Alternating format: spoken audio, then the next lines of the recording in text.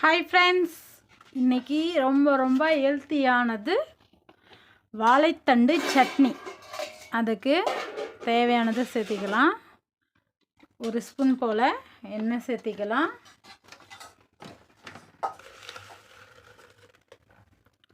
ஒரு ஸ்பூன், நான் 100 கிராம் வாழைத்தண்டுக்கு அளவு சொல்கிறேன்.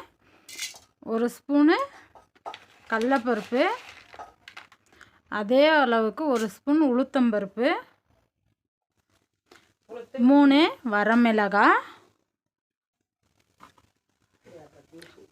பூண்டு சேர்த்துட்டு இது நம்ம லைட்டாக வணக்கிக்கலாம்.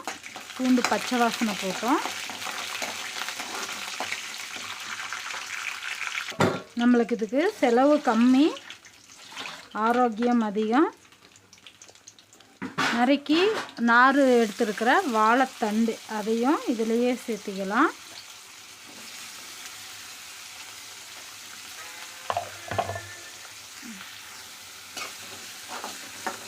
நல்லா வணக்கிக்கலாம் ஃப்ரெண்ட்ஸ்.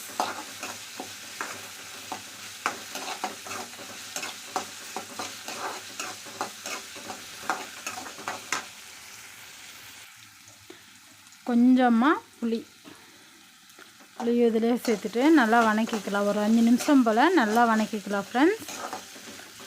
ரொம்ப சிம்பிள், டேஸ்ட்டு சூப்பராக இருக்கும். நீங்கள் எதுக்குனாலே வச்சு சாப்பிடலாம், அவ்வளோ அருமையாக இருக்கும் டேஸ்ட்டு. நம்ம நல்லா வணக்கிக்கலாம் ஃப்ரெண்ட்ஸ். இதுக்கு தேவையான அளவு உப்பு, கல் உப்பு சேர்த்திக்கலாம். நல்லா வணங்கிருச்சு. நம்ம ஸ்டவ் அணைச்சிட்டு நல்லா ஆற விட்டு ஆட்டிக்கலாம். வணக்கினதை நம்ம மிக்ஸி ஜாரில் சேர்த்திடலாம்.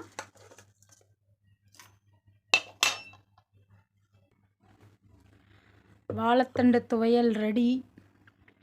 தாளிப்பு பார்த்துடலாம். அதே பாண்டில் கொஞ்சமாக எண்ணெய் சேர்த்திடலாம்.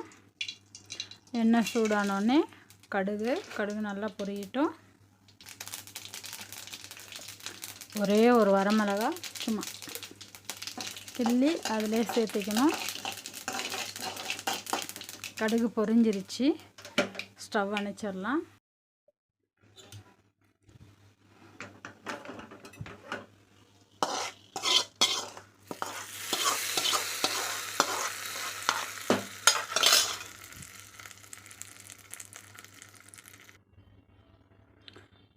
துவையல் ரெடி ஆயிடுச்சு ஃப்ரெண்ட்ஸ்.